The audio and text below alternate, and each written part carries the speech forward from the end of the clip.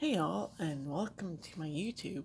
Today is Monday, February 22nd, 2021.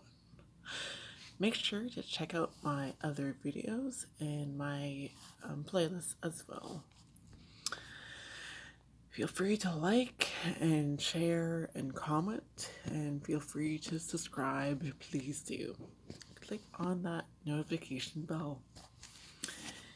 So, anyway, we're doing the Gospel of Matthew, chapter 22, verses 1 through 46. And let us begin. Gospel of Matthew, chapter 22, the parable of the wedding feast. Jesus again, in reply, spoke to them in parables, saying, "The kingdom of heaven may be likened to a king who gave a wedding feast for his son. He dispatched his servants to summon the invited guests to the feast, but they refused to come. A second time he sent other servants, saying, 'Tell those invited, behold, I have prepared my banquet, my calves and fatted cattle are killed, and everything is ready. Come to the feast.' Some ignored the invitation and went away, one to his farm, another to his business. The rest laid hold of his servants, mistreated them, and killed them. The king was enraged and sent his troops, destroyed those murderers, and burned their city.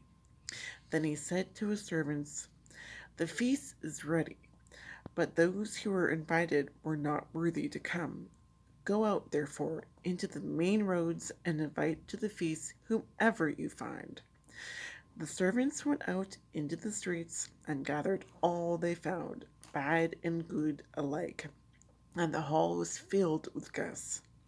But when the king came in to meet the guests, he saw a man there not dressed in a wedding garment.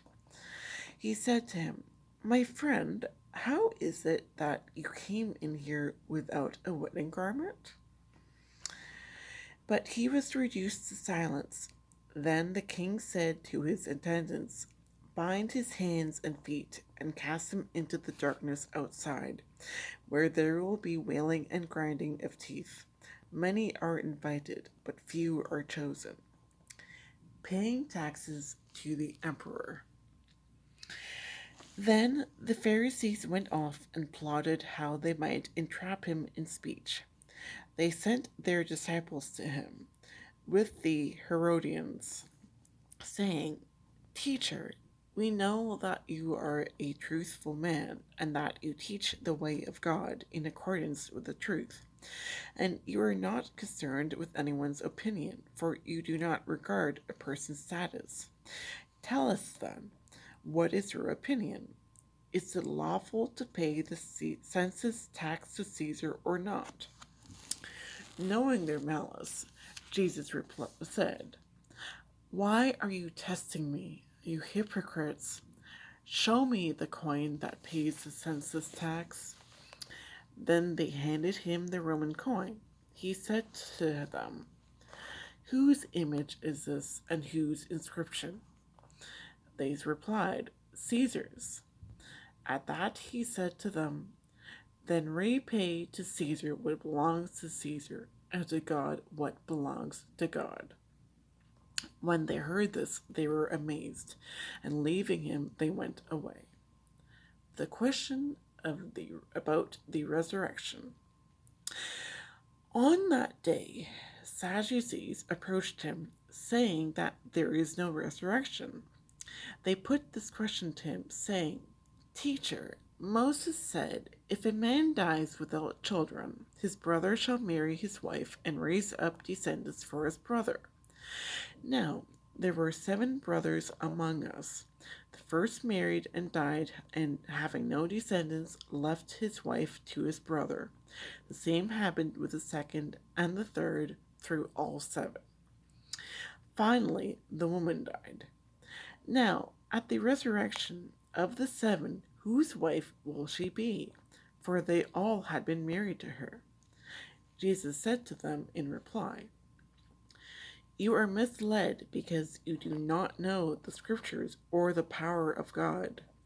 At the resurrection, they neither marry nor are given in marriage, but are like the angels in heaven. And concerning the resurrection of the dead, have you not read what was said in you by God? I am the God of Abraham, the God of Isaac, the God of Jacob. He is not the God of the dead, but of the living. When the crowds heard this, they were astonished at his teaching. The greatest commandment. When the Pharisees heard that he had silenced the Sadducees, they gathered together, and one of them, a scholar of the law, tested him by asking, Teacher, which commandment in the law is the greatest?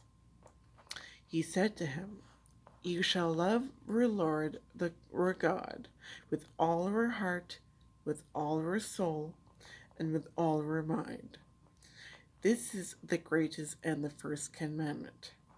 The second is like it. You shall love your neighbor as yourself. The whole law and the prophets depend on these two commandments.